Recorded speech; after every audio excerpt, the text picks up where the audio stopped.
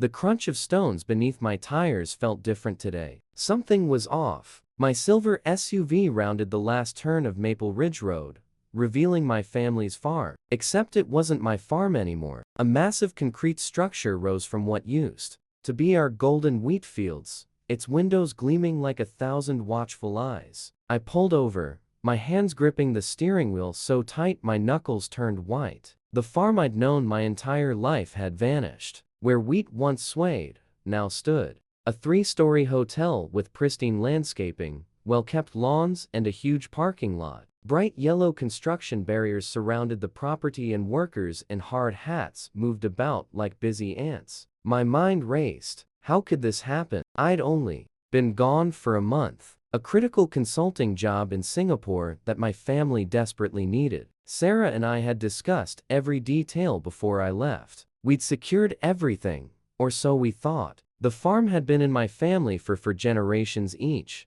acre sacred and carefully maintained. A construction worker noticed me and approached. "Can I help you?" he asked, his clipboard clutched under his arm. I stepped out of the car, my legs feeling like rubber. "This is my family's land," I said, my voice calm but firm. "I'm Richard Holloway." The worker shifted uncomfortably. "Oh, you're the landowner." He seemed unsure how to proceed. Before I could respond, my phone buzzed. A text from Sarah. "Richard, emergency. Call me ASAP." But my eyes were fixed on the hotel, rising from my farmland like an alien structure. I walked closer, boots crunching on what used to be fertile soil. Each step felt like a trespass. The hotel wasn't just a building. It was a statement. A massive, concrete declaration that someone believed they could simply take what wasn't theirs. Near the construction entrance, a large sign caught my attention. Willowbrook Community Development, approved by Homeowner Association Board. Karen Reynolds' name was prominently displayed as the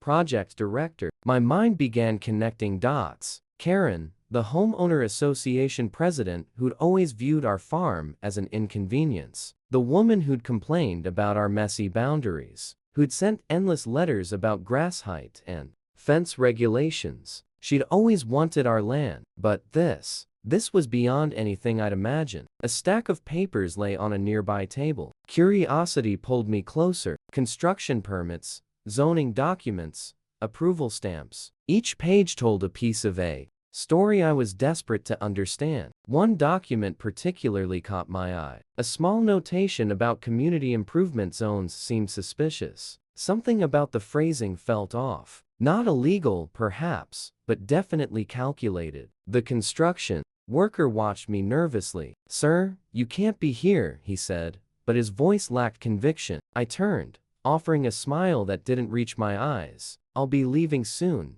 driving back into town." My mind spun with questions. How long had this been planned? What legal tactics had Karen used? And most importantly, how could I prove this was wrong? Sarah's text message remained unanswered. I needed to gather information to understand exactly what had happened while I was gone. This wasn't just about a piece of land. This was about justice, about preserving a legacy. A billboard caught my eye as I drove. Willowbrook expanding together. The irony wasn't lost on me. Uniting together apparently meant taking without asking. At a local coffee shop, I started making notes. Dates, observations, questions. Each scribbled line was a step towards understanding the complex puzzle before me. The farm wasn't just land. It was our history, our future. The waitress refilled my coffee. "Tough day?" she asked. I looked up, a determined smile forming. "Just getting started," I replied. Little did Karen know, I was about to fight back, and I would fight smart. The dusty file cabinet in my barn held more secrets than I'd ever imagined. Sunlight filtered through the wooden slats, catching specks of dust as I carefully pulled out a stack of aged documents my grandfather had meticulously preserved. My fingers traced the edges of old property maps, each crease telling a story of our family's connection to this land. I spread the documents across the workbench, sorting through generations of paperwork. Most people would have thrown these away years ago, but something always told me to keep them. My grandfather was a careful man, always preparing for the unexpected. Now, those preparations might be my only hope. The first document was a hand-drawn property map from 1952. Intricate pencil lines marked the exact boundaries of our farm with notes scribbled in the margins. I remembered my grandfather telling me stories about how he fought to keep this land during difficult times. "Knowledge is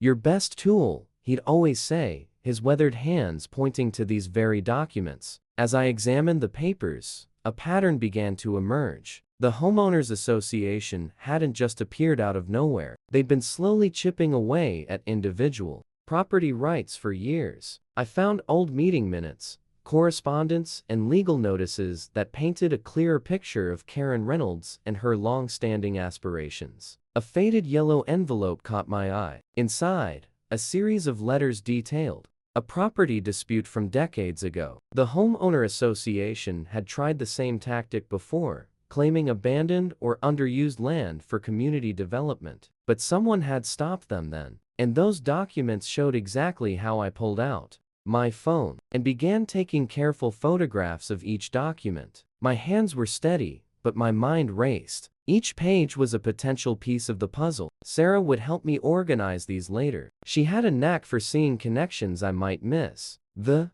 barn suddenly felt different. These weren't just old papers anymore. They were proof weapons in a fight I hadn't asked for, but was now determined to win. A noise outside made me pause. The crunch of gravel told me someone was approaching. I quickly gathered the documents, my heart racing. Through the barn's small window, I saw a white SUV with Homeowner Association parking stickers pulling up to the property line. Karen Reynolds stepped out, her designer sunglasses reflecting the midday sun. She walked with the certainty of someone who believed she owned everything she saw. I watched silently, knowing she couldn't see me. In the shadowy interior of the barn, she pulled out a clipboard, making notes and looking around like she was taking stock of my land. Her expensive heels sank slightly into the soft ground where my wheat had grown just weeks ago. I could see the hotel construction in the background, a monstrous concrete structure that looked completely out of place in this rural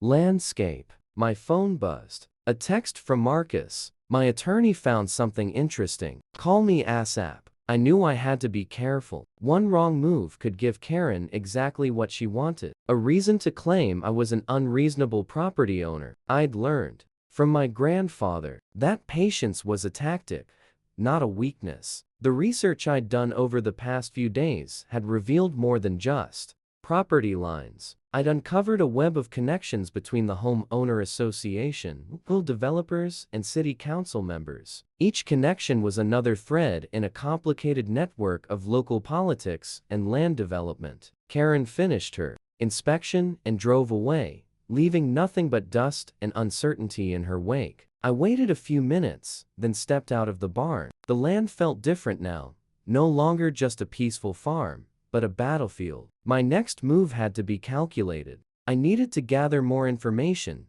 build a stronger case. The documents in my hand were just the beginning. Somewhere in these papers was the key to stopping Karen and the Homeowner Association's land grab. I looked at the hotel rising in the distance. They thought they'd won, but they had no idea what was coming. The community center felt like a war zone as I walked through its double doors. Stacks of carefully organized documents filled my leather briefcase, each page a weapon. In the fight for my family's land, the fluorescent lights flickered overhead, casting long shadows across the room packed with Homeowner Association board members and curious community residents. Karen Reynolds sat at the head of the long wooden table, her perfectly pressed blazer and carefully styled hair screaming of calculated authority. She'd always been the type who believed rules were something she could manipulate, not follow. I remembered how she'd cornered neighbors at previous meetings, her voice dripping with false sweetness that barely masked her true motives. "I'd like to address the recent development on my family's farmland," I began, my voice calm and steady. The room fell silent. Whispers died instantly, replaced by an electric tension that you could almost touch. I spread out the first set of documents, old property maps dating back to my grandfather's time, each one meticulously preserved and certified. The maps showed clear boundary lines, easements, and historical land use agreements that predated the Homeowner Association's existence by decades. My fingers traced the faded lines, each one a story of family history and legal protection. Karen's eyebrow twitched just a millimeter, but I caught it. That tiny movement told me everything she knew. She was sitting on unstable ground. These documents, I continued, prove that the land where the hotel now stands was never legally transferable without my explicit permission. I pulled out a series of photographs, shots of the farm from different years, showing continuous maintenance, crop rotations, and family involvement. Each image was time-stamped,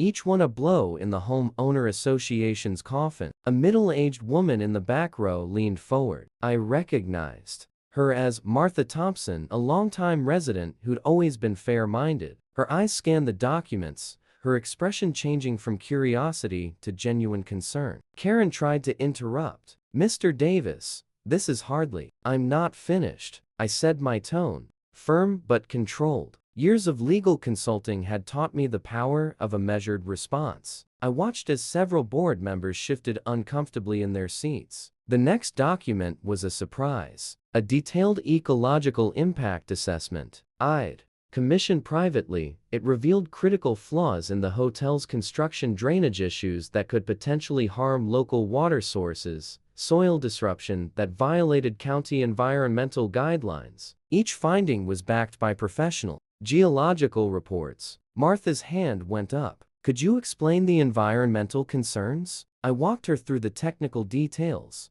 breaking down complex concepts into simple language. My goal wasn't to confuse, but to inform. The room listened, truly listened. Karen's face was a storm of emotions: anger, fear, desperation. She knew I wasn't just challenging the hotel's construction. I was exposing a pattern of systematic abuse. "You can't just take land," I said quietly. "This isn't just about a hotel. This is about respecting property rights, family legacy, and community trust." A young board member, Justin, I remembered his name from previous meetings, leaned forward. "We have some questions about the documentation." I smiled. Questions meant they were listening. Questions meant they understood the gravity of what I was presenting. For the next hour, I methodically dismantled the homeowner association's case. Each document, each photograph, each legal reference built a stronger picture. I wasn't just defending my land. I was defending a principle. As the meeting progressed,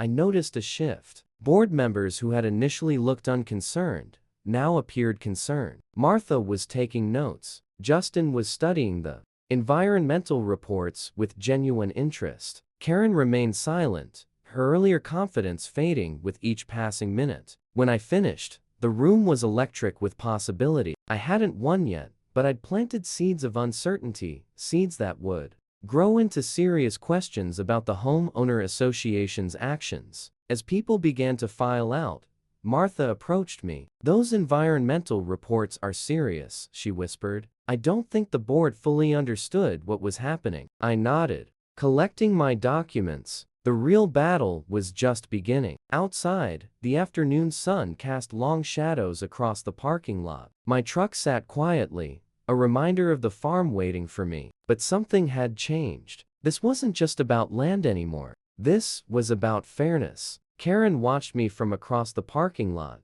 her eyes burning with a mix of hatred and fear. She knew I wasn't going to back down. Not now, not ever. Old Mr. Henderson from the neighboring farm knocked on our door just after breakfast. His weathered hands trembled slightly as he pushed an old manila envelope across our kitchen counter. "You'll want to see this," he whispered, his voice carrying the weight of decades-old truths inside the envelope. A collection of faded photographs and handwritten notes told a story I never expected. Karen Reynolds wasn't just targeting my farm. She had a history of land grabs that stretched back years. The documents showed a pattern: deceptive tactics, covert deals, and a systematic approach to acquiring community land under the guise of neighborhood improvement. I noticed Sarah's hand on my shoulder, her touch grounding me. "What are you thinking?" she asked, her voice calm and steady. "These documents," I explained, spreading them out carefully. "They're more than just old papers. They're a blueprint to Karen's entire strategy." Mr. Henderson settled into a chair,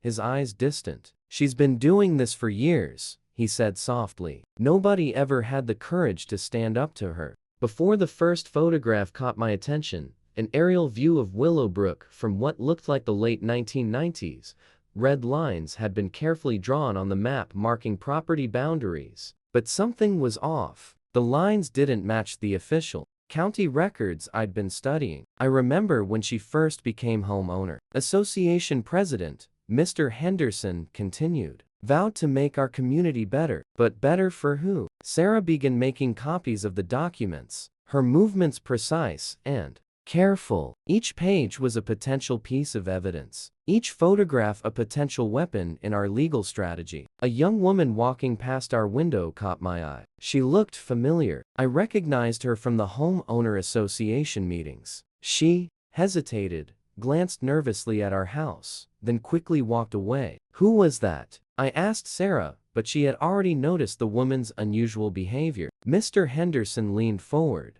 his voice dropping to a near whisper. Some folks in the community have been talking. Not everyone supports Karen's plans, but people are afraid she has a way of making life difficult for those who speak out. I carefully mapped out the connections. Each document told a story of calculated deception, property rezoning, subtle boundary changes, mysterious permit approvals. Karen had been playing a long game, and my farm was just her latest target. We need to be careful. I told Sarah these documents are powerful, but we can't rush. One wrong move, and she'll find a way to discredit everything. The phone rang, an unknown number. Sarah answered, her voice calm. The conversation was brief, cryptic. When she hung up, her expression had changed. Someone wants to meet you, she said. Someone who knows more about Karen's past schemes. Mr. Henderson's eyes twinkled. Seems like the truth has a way of finding its way out, he muttered. I organized the documents, each one carefully placed in a clear plastic sleeve. Years of meticulous record-keeping were about to pay off. Karen thought she could simply take what she wanted, but she had no idea what was coming. Outside, a car slowly drove past our house. Through the window, I caught a glimpse of a familiar face. The same woman from earlier. She was watching, waiting. But for what? Sarah squeezed my hand. We're in this together, she said. The documents before me were more than just paper. They were evidence. Proof of a systematic approach to land theft. Proof that Karen Reynolds believed she was above the law. And most importantly, proof that we were going to fight back. Mr. Henderson stood to leave, but not before sharing one last piece of advice. Sometimes, he said, the quietest people have the loudest stories. As he walked out, a single document slipped from his jacket, another piece of the puzzle waiting to be discovered. The next day, I organized the pile of papers, old maps and property records, created a maze of information that would become my arsenal. Marcus Thompson, the lawyer I'd hired, sat across from me, his reading glasses perched carefully on his nose. These property lines are more complicated than I first thought, Marcus muttered, tracing his finger along an old surveyor's map. His voice carried a mix of curiosity and concentration that made me feel hopeful. I remembered how Karen had always looked down on our family. At community meetings, she'd make snide comments about outdated farming methods and inefficient land use. Her perfectly pressed suits and manicured nails stood in sharp contrast to my weathered work boots and calloused hands. But today, those hands would become instruments of justice. Sarah brought us coffee, her hand briefly squeezing my shoulder. She knew what this meant to our family. This wasn't just about a piece of land. It was about our history, our heritage. Marcus pulled out a series of old county records. Look at this, he said, spreading 3 different maps from different decades. There's something strange about how the property boundaries have been recorded over the years. I leaned in, watching as he carefully aligned the maps. Each one told a different story, but together they revealed something suspicious. Small inconsistencies began to emerge, tiny shifts in property lines that most people would have overlooked. The homeowner association didn't do their homework, Marcus whispered, a smile creeping across his face. They assumed everything was straightforward, but nothing in legal land disputes is ever simple. We spent hours combing through documents, Old property tax records, inheritance papers, even decades-old correspondence between my grandfather and previous county officials. Each document was a piece of a complex puzzle. A notification pinged on Marcus's phone. He checked it carefully, then looked up with a glint in his eye. The local historical society just responded to my inquiry. They've got some interesting documents about land use in this area, dating back to the 1940s. I thought about Karen, how she'd always acted like she owned everything. Her perfect lawn, her immaculate home, owner association newsletter, the way she'd walk around the neighborhood like a queen inspecting her territory. But kingdoms can fall, and this one would crumble under the weight of its own pride. We need to be careful, Marcus cautioned. If we revealed too much too soon, they might find a way to cover their tracks. I nodded, understanding the delicate dance we were performing. This wasn't just about winning, it was about exposing the facts. Sarah brought in a box from the attic. I found these in my grandmother's things, she said, placing it on the table. Inside were more old documents, property surveys, land transfer records, things most people would have thrown away years ago. Marcus's eyes widened as he carefully examined each piece of paper. These could be game changers, he muttered. The afternoon light began to fade,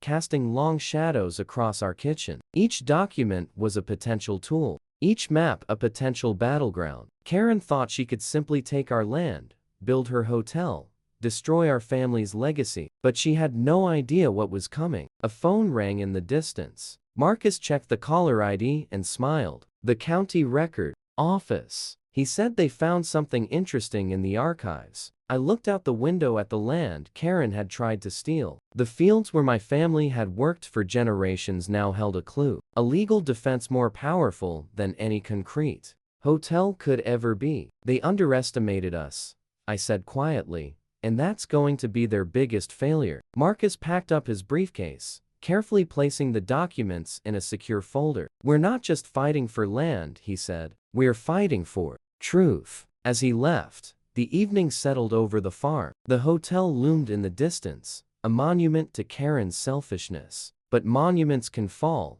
and this one would crumble soon enough. I knew our fight was just beginning, but for the first time in weeks, I felt something I hadn't felt since discovering the Hotel Hope. The phone rang, an unknown number. Something told me this call would change everything. The dusty attic had always been my sanctuary of memories, but today it felt different. Sunlight streamed through the small round window, catching particles of dust that danced like tiny storytellers. Sarah's hands were careful as she lifted an old wooden box I'd never seen before, its edges worn, brass hinges slightly rusted. I found this behind your great-grandfather's filing cabinet, she said, her voice a mix of excitement and caution. There's something special about this box. I watched as she carefully lifted the lid. Inside, layers of carefully preserved documents created a collection of family history, old property deeds, faded photographs, and what looked like decades of correspondence. Created a puzzle waiting to be solved. My grandfather had always been more than just a farmer. The first document we pulled out was a detailed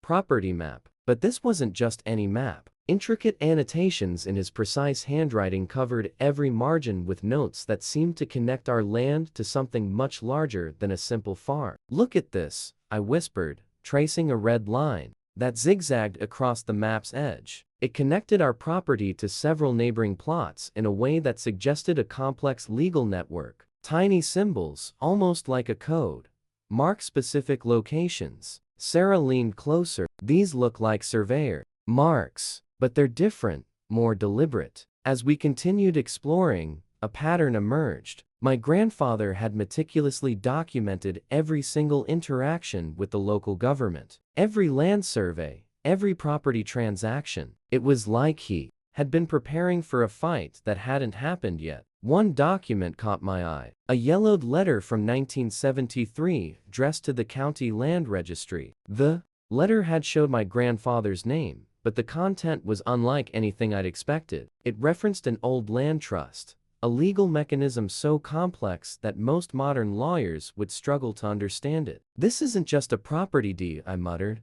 This is a legal safeguard. Sarah pulled out another document, a hand-drawn family tree that extended far beyond our immediate relatives. Names I'd never heard before were carefully connected with dates and locations that seemed to create an intricate web of land ownership. The most intriguing piece was a sealed envelope at the bottom of the box. No address, just a wax seal with our family's initial pressed into the deep red wax. My hands trembled slightly as I broke the seal, careful not to damage. The aged paper inside the letter was written in my grandfather's unmistakable script. Each word was deliberate, precise. He spoke of a legal protection he'd put in place, a centuries-old trust that would activate under specific circumstances. Circumstances. That sounded remarkably similar to our current conflict with the homeowner association. He knew, I said softly. Somehow he knew something like this might happen. The letter revealed more than just legal protection. It hinted at a larger story. Something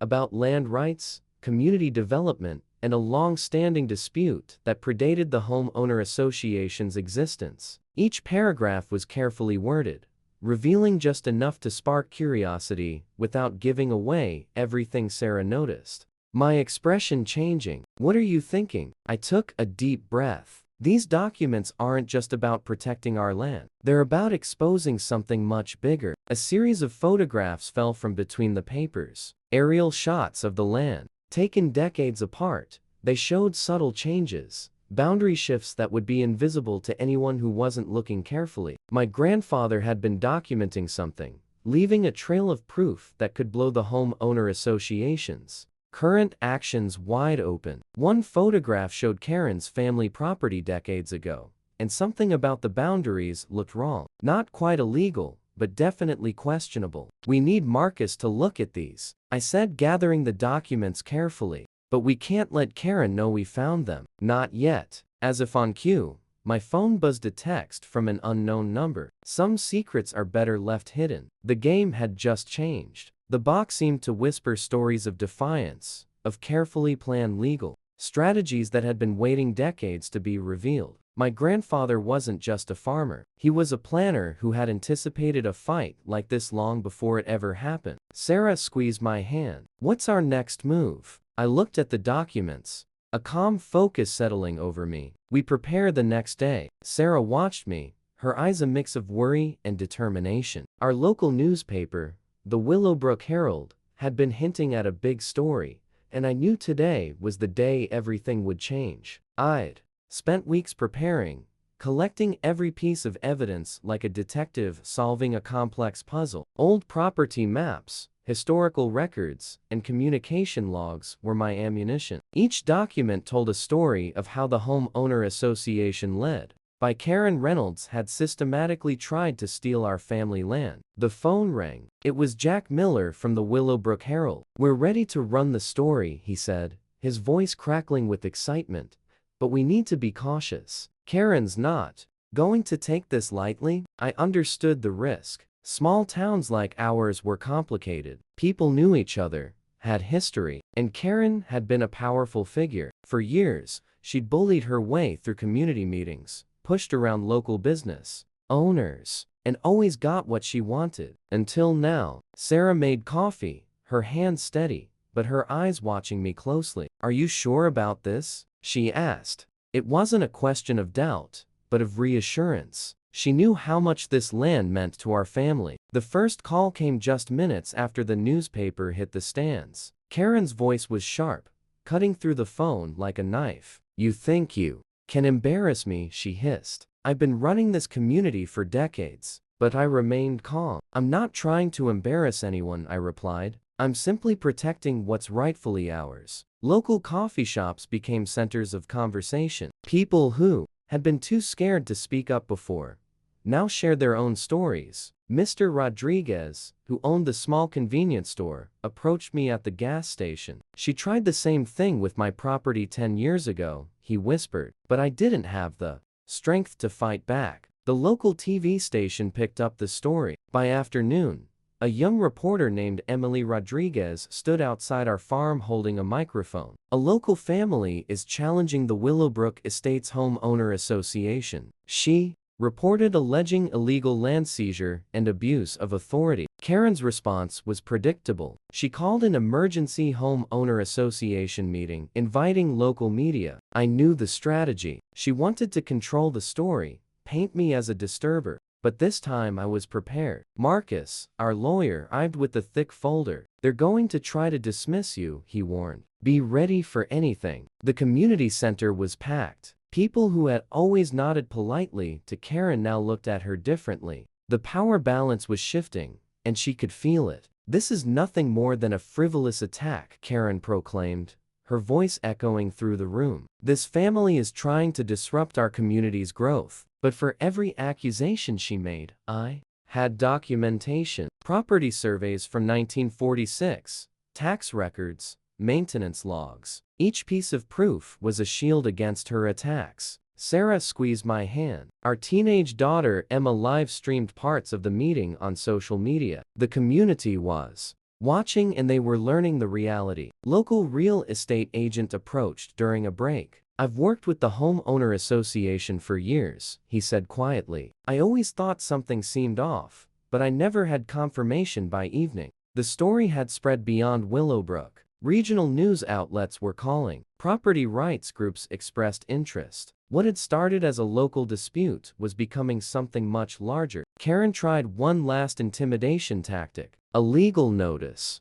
arrived, threatening a counter lawsuit. But it was weak, filled with boasts and empty threats. We both knew it. As the sunset casting a golden glow over our farm, realized this was about more than just land. This was about standing up to oppressors, about protecting family history, about showing that one person armed with truth and determination could make a difference. The phone rang again. This time, it was an investigative reporter from a statewide news network. We want to do a full report, she said. Would you be willing to tell your story? I looked at Sarah. She nodded, a small smile forming. Yes, I replied. We're ready. Little did we know this was just the beginning of a fight that would turn this community around for the better. My fingers traced the faded lines of the property map spread across Marcus' conference table. Yellowed paper held more influence than anyone realized. Each crease, each tiny notation whispered secrets about land rights older than most buildings in our county.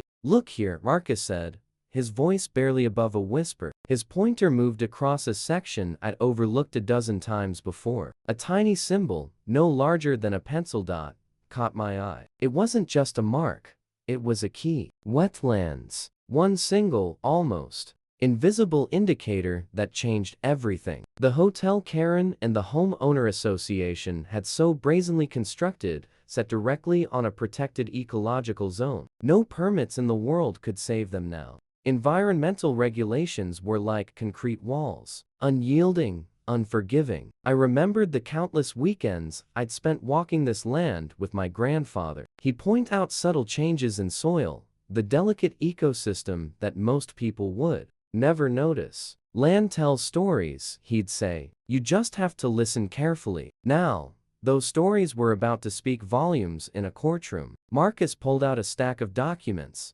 satellite images, geological surveys, water table reports. Each page a weapon. In our defense, the homeowner association thought they could steamroll over a family farm, but they'd made a fatal mistake. They didn't do their research. They'll try to fight this, Marcus warned. His eyes met mine, a look of professional determination, mixed with personal investment. He wasn't just a lawyer, he was fighting for more than just a case. Sarah called during our meeting. Her voice carried a mix of excitement and caution. The local environmental group wants to talk. They've been tracking potential wetland violations in the area. Another unexpected ally emerging from the shadows. Karen's previous tactics flashed through my mind. Aggressive meetings, manipulated paperwork, bullying tactics that worked until they didn't. She treated community rules like personal suggestions. Believing her position gave her unlimited control. But power has limits,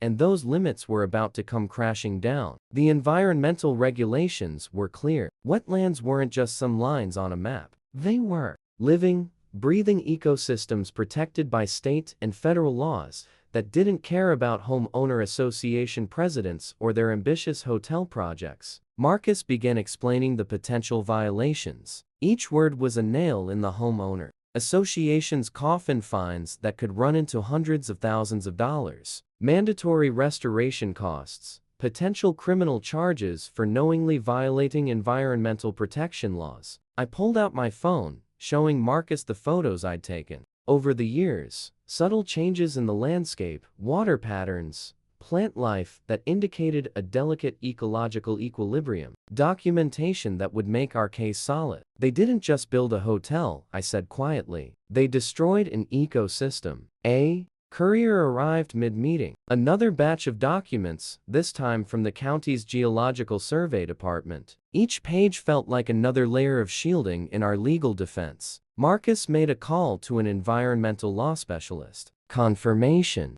after confirmation built our case. The hotel wasn't just an illegal structure, it was an environmental violation waiting to be exposed. My phone buzzed. A text from an unknown number. Check your email. You'll want to see this. Cryptic. Intriguing. The email contained aerial photographs showing the exact extent of the wetland area. Someone inside the system wanted to help. Anonymous tips weren't just Hollywood movie tricks. Sometimes they were real lifesavers. Sarah joined us, bringing coffee and a stack of community petition signatures. Neighbors who'd been silent were now finding their voices. The homeowner association's power was crumbling, one signature at a time. They thought no one was watching, Marcus said, spreading the documents across the table. But everyone was watching. They just needed someone to connect the dots. I thought about my grandfather, about generations of our family who'd respected this land,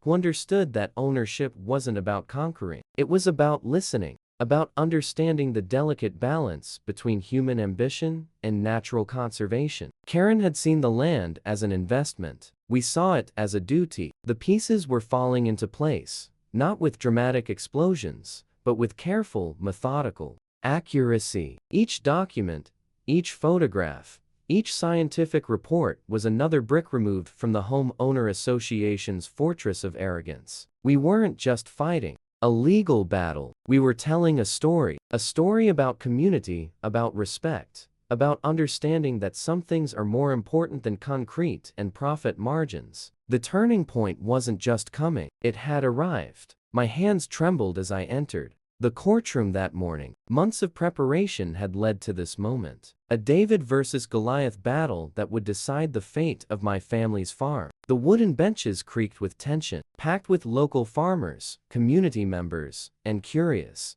onlookers. Karen sat 2 rows ahead, her perfectly pressed blazer a shield against the mounting evidence. She'd always been the type to believe rules were for everyone else except her. I watched her adjust her designer glasses, a nervous habit she couldn't quite hide. Marcus, my lawyer, leaned over and whispered, "Stay calm. We've got this." His confidence was a lifesaver I desperately needed. Years of my family's history hung in the balance. Generations of hard work, sweat, and dreams compressed into this single moment. The judge entered, her stern gaze sweeping across the courtroom. Judge Elizabeth Hartman was known for her no-nonsense approach. She'd seen countless land disputes, but something about our case felt different. I could see it in the way she studied the mountain of documents Marcus had meticulously prepared. The court will now hear closing arguments in the matter of Johnson versus Willowbrook Estates Homeowner Association,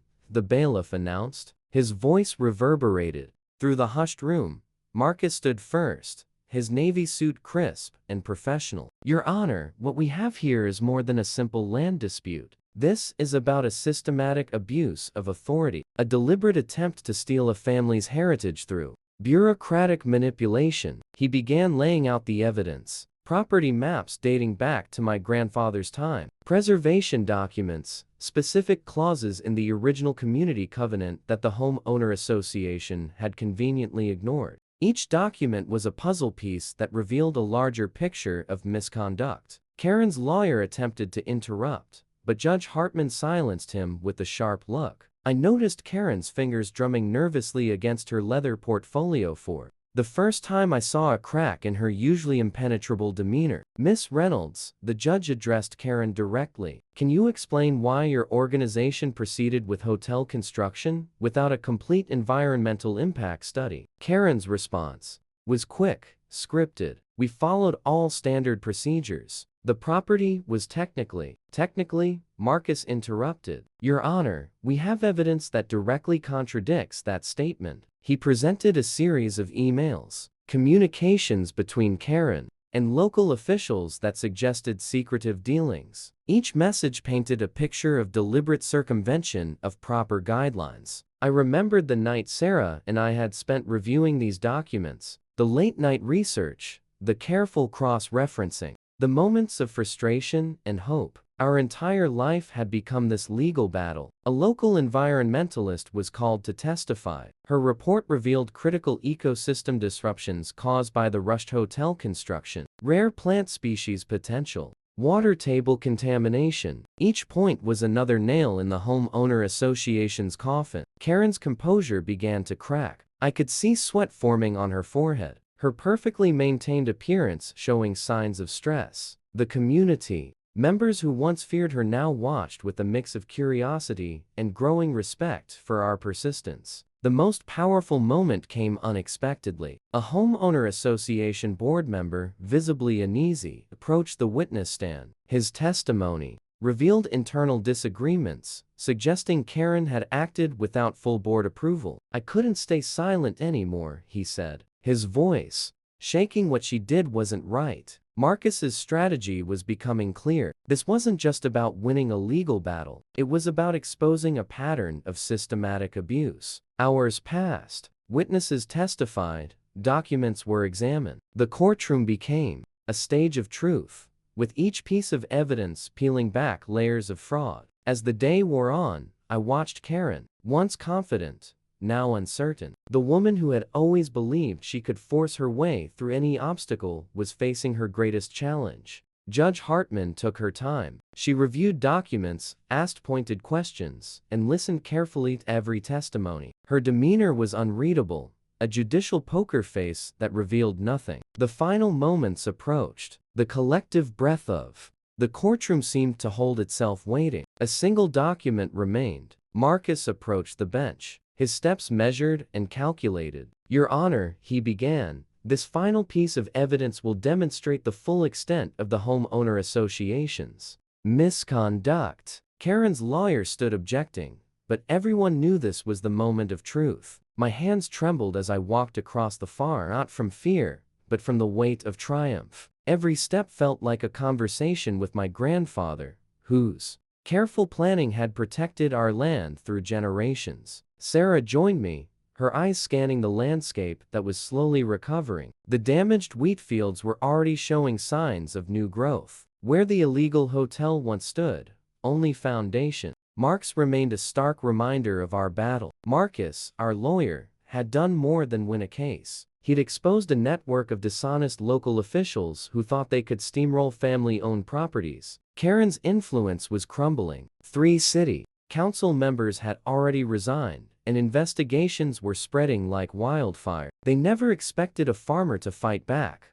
I muttered, picking up a handful of soil. It felt different now, not just dirt, but a symbol of endurance. Our community had transformed. Neighbors who once feared the homeowner association now stood tall, sharing stories of similar struggles. Local news ran feature after feature about our fight, inspiring others to challenge unfair land grabs. But this wasn't just about winning. It was about protecting a heritage. My grandfather's meticulous property records, kept in those old leather-bound journals, had become our secret weapon. Each carefully documented boundary, each handwritten note about land use, they were more powerful than any modern legal document. Karen wasn't finished, though. Her last look in the courtroom told me this was just the beginning. She appealed, hinting at mysterious connections that could potentially reopen our case. But we were prepared. Every potential attack had a countermeasure. The farm wasn't just land anymore. It was a message. A message that said small landowners could stand up to powerful organizations, that careful documentation and community support could overcome deception. As sunset painted the sky, Sarah squeezed my hand. "We did it," she whispered, but we both knew the real work was just starting. In the distance, a hawk circled our land, a silent guardian watching over our hard-earned peace.